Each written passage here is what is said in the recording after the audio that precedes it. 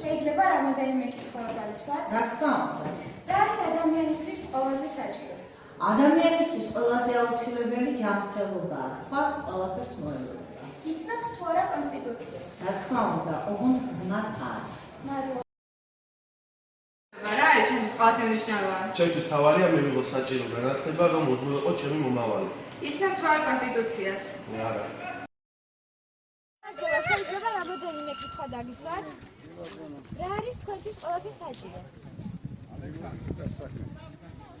იცით თუ არა რა არის კონსტიტუცია?